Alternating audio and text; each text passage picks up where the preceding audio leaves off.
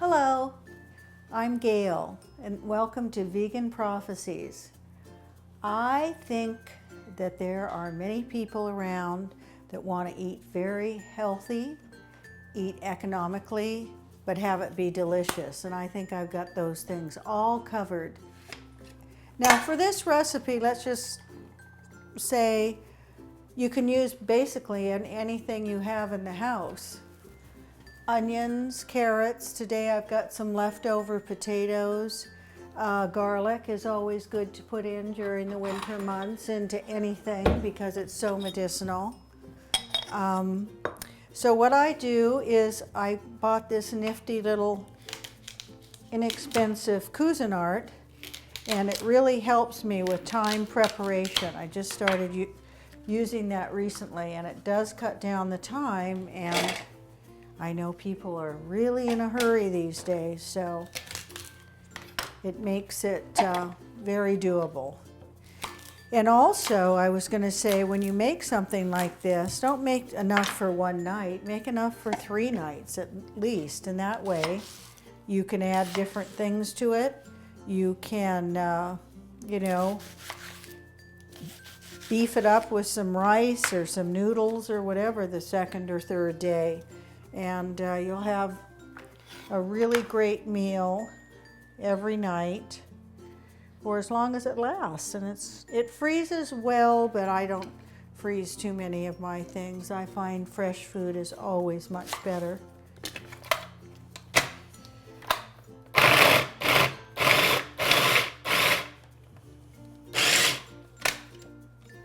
I think I filled it a little too full that time. Not able to really do its thing here. So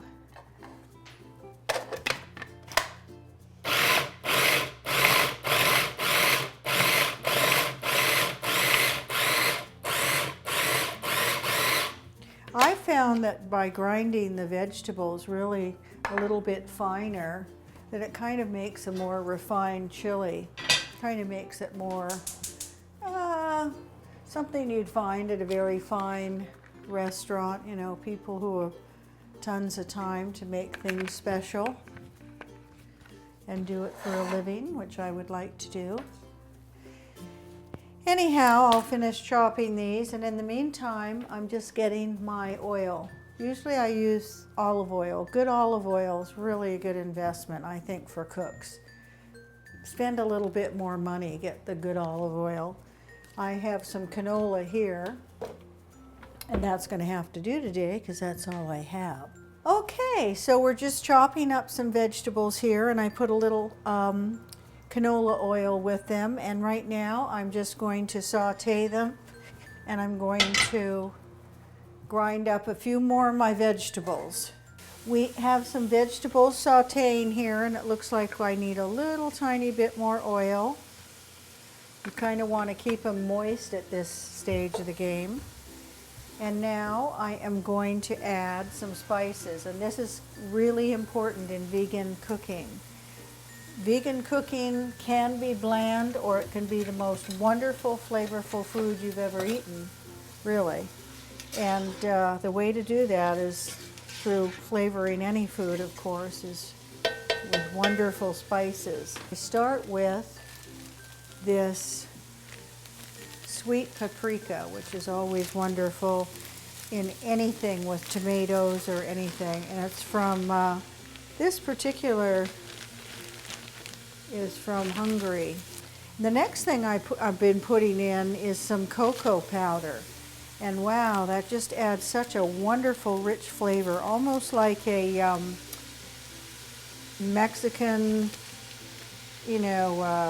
mole or something. Very, very nice. And then, of course, my trusty chili powder.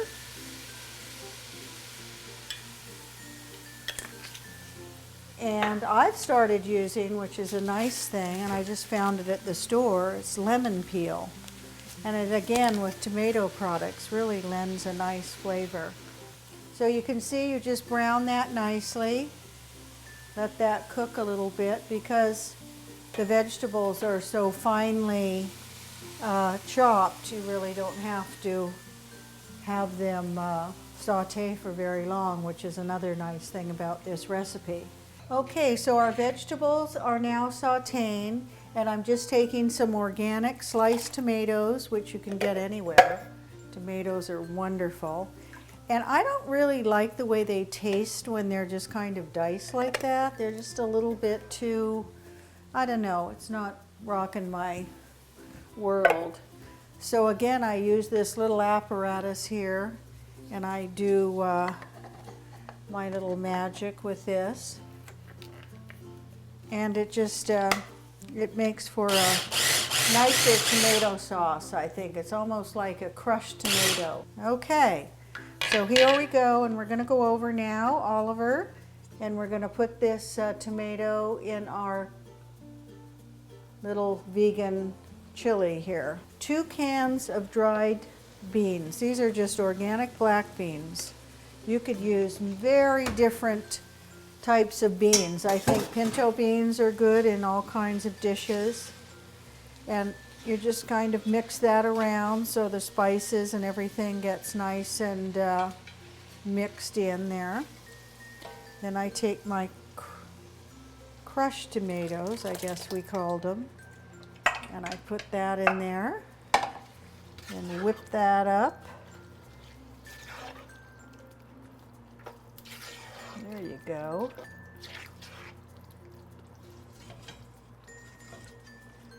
So I'm looking at it now and I'm thinking, you just have to kind of play your taste here. If you like a thicker chili, this might work really, really well for you. That works for me for what I want to do with it. Put it over rice, make it a heartier meal because it's winter and it's cold, so I might leave it that kind of heavier consistency. And then, as I said, whatever you have, you can add to. If you had, I usually might put greener bell peppers in this. I did run out of garlic. I always use garlic, so I wasn't able to put that in tonight, but I would put garlic in there. The spices, of course, mix up, you know, your taste. If you like more chili pepper, if you like that, put in more of that. I tend to like the lemon peel. Oh, and then of course we have to put in salt and pepper. I just wait till the end to do that.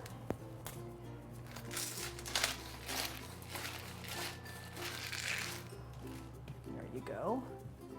And now this to me looks like it could be a little thinner. So you think to yourself, well, what am I going to put in there to keep it vegan? I think tonight I'm going to add a little vegetable broth I have. Here's a little vegetable stock from the market, and it's still good. I just opened it the other day. I think because this needs to cook a little bit, and I'm going to add another secret ingredient here in a couple of minutes, but I need a little bit more liquid. So, my little secret ingredient that's going to be kind of a good take on this, because, you know, as I say, you can add anything. And I roasted some rosemary, actually oregano roasted potatoes last night, and they're just delicious little potatoes, organic potatoes.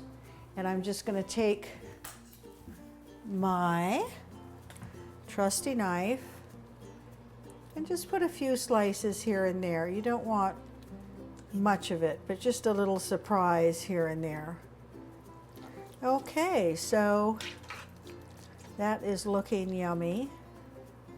And what I do is I just let this cook for probably 20 minutes with the lid on. I'll put the lid on, let it cook for 20 minutes, and then I turn it off and I let it sit for at least a half an hour. And then I just eat it then, or I put it away for another day. But I let it sit for half an hour. I just don't take it off the stove and eat it. I think if you just let it sit, it really helps the product. So that's my vegan black bean chili with potatoes. And I would have it over rice tonight, or you could add some, whole wheat noodles or whatever again to stretch it. Really goes a long way, and it's a very inexpensive, delicious, nutritious, and economical meal. Trust me. Okay, so thanks for joining me. I'm going to try to post something every week or so, healthy, delicious, nutritious, and economical meals that everybody can enjoy. Everybody can just say, wow, this is really great. And make the whole world a better place. Bye.